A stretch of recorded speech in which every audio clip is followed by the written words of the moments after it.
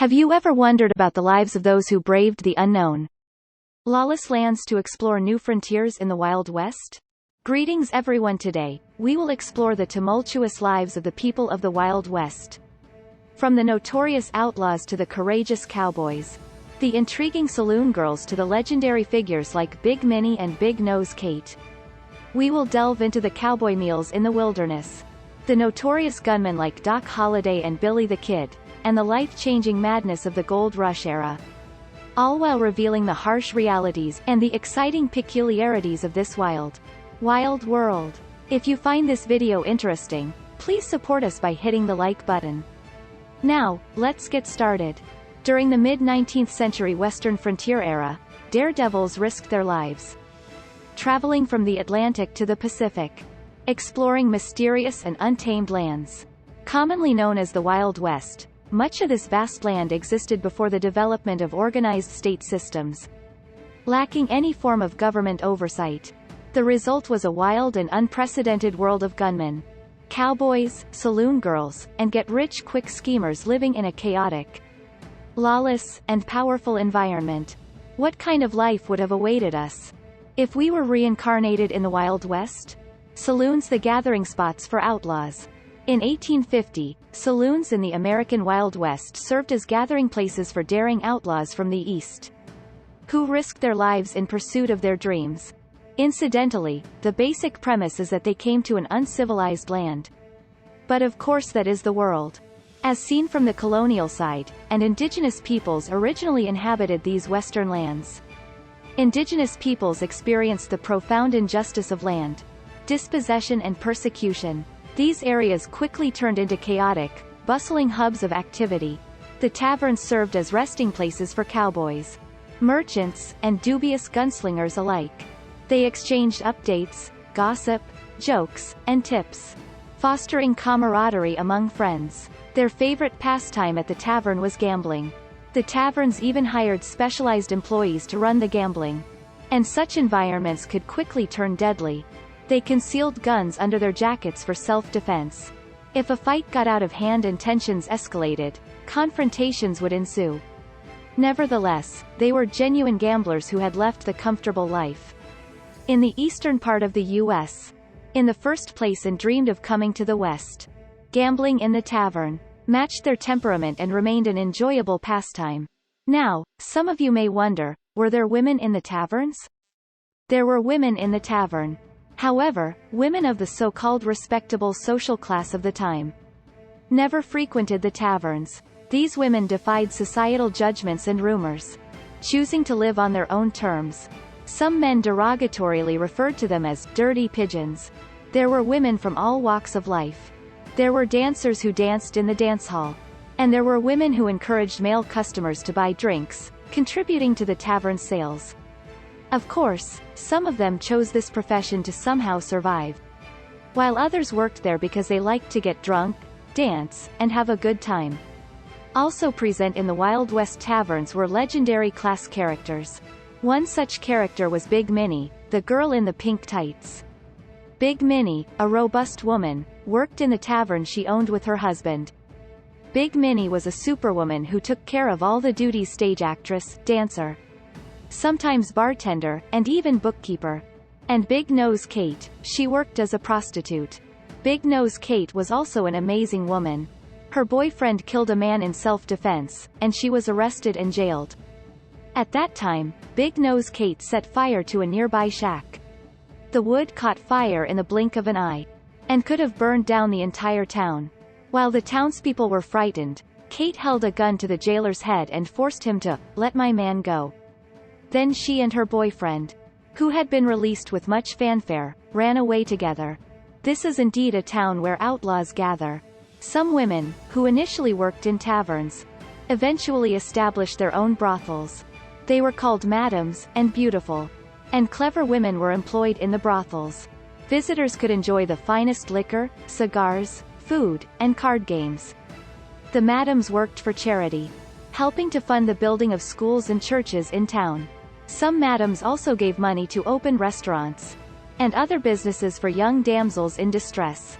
The madams played an important role in the development of the Wild West towns where the ruffians congregated.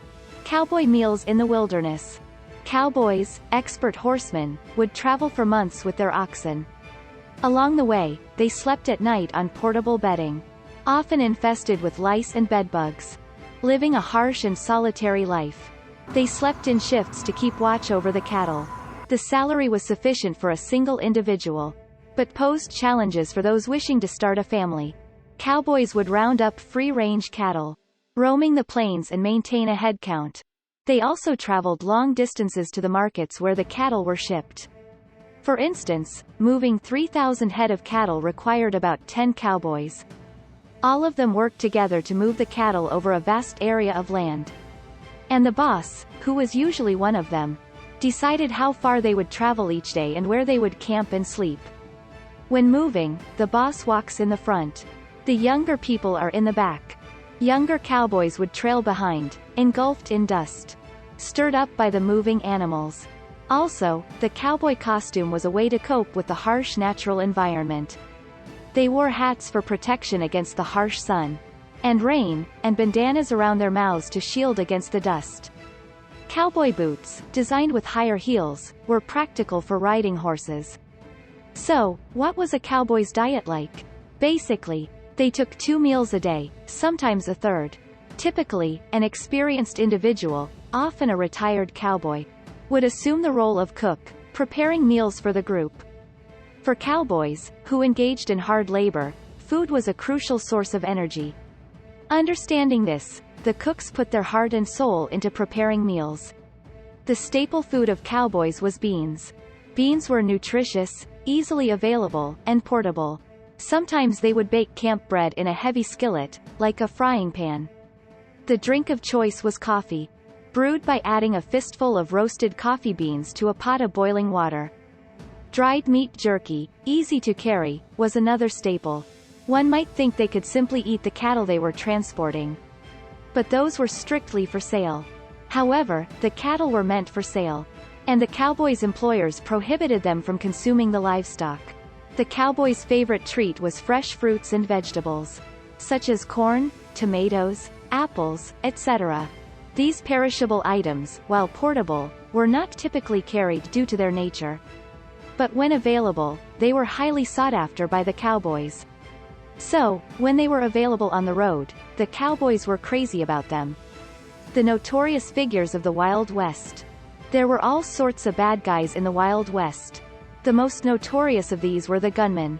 They were hired killers. Gunmen came in all shapes and sizes, some fighting for a pittance, others murdering and stealing, and some were sheriffs themselves, taking a stand against evil. They were pivotal figures of this era, shaping its tumultuous and vibrant narrative. Now, let's take a look at a notorious and famous gunfighter. Doc Holliday, born into wealth, was a trained dentist. It was a very stable life, but he was a gambling genius. He discovered his talent and roamed the Wild West. He drank and loved to fight.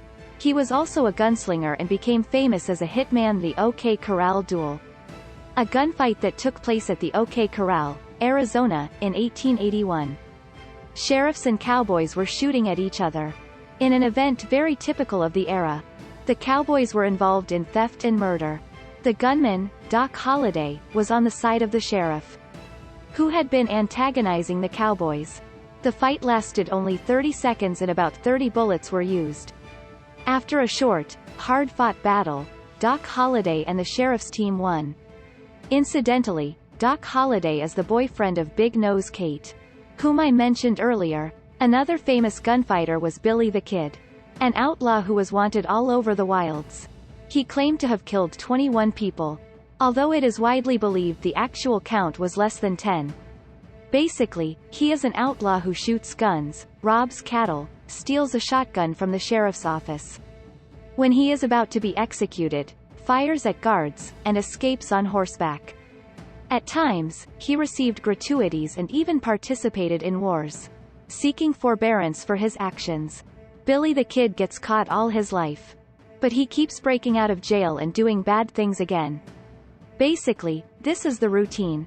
And Billy the Kid had the reputation of being one of the most successful gunmen in the West. and his notoriety was known throughout the United States. However, in 1881, he was shot and killed by Sheriff Pat Garrett, who pursued him with dogged determination, and died at the age of only 21. However, his tumultuous life would be immortalized in numerous books, comics, TV dramas, and plays, portraying him as a juvenile delinquent hero. The Gold Rush, a period of life-changing madness. In 1848, in California, a man named James Marshall discovered a shiny shard of gold, sparking a rush of people eager to change their lives. This discovery triggered a massive influx of fortune seekers, all hoping to strike it rich. But, very interestingly, the way to reach the western United States in this period was terribly difficult. One had to cross a huge continent, or traverse the dense jungles from the south, or navigate across perilous oceans. All came with the indomitable spirit of wanting to change lives. But the gold rush had a devastating effect on the indigenous people of California, the Native Americans. Dominant settler groups exploited Native Americans and migrant workers, subjecting them to forced labor in hazardous mining conditions.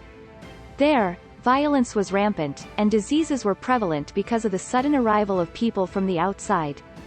During the Gold Rush madness, 120,000 Native Americans tragically lost their lives in California due to violence and diseases brought by the influx of people. Additionally, 100,000 people, using various and often perilous routes, participated in the 1896 Gold Rush toward Canada, enduring immense hardships. Many undertook this journey alone, confronting numerous perils, like getting lost, facing avalanches, suffering blindness from the cold, and, in some cases, losing their lives.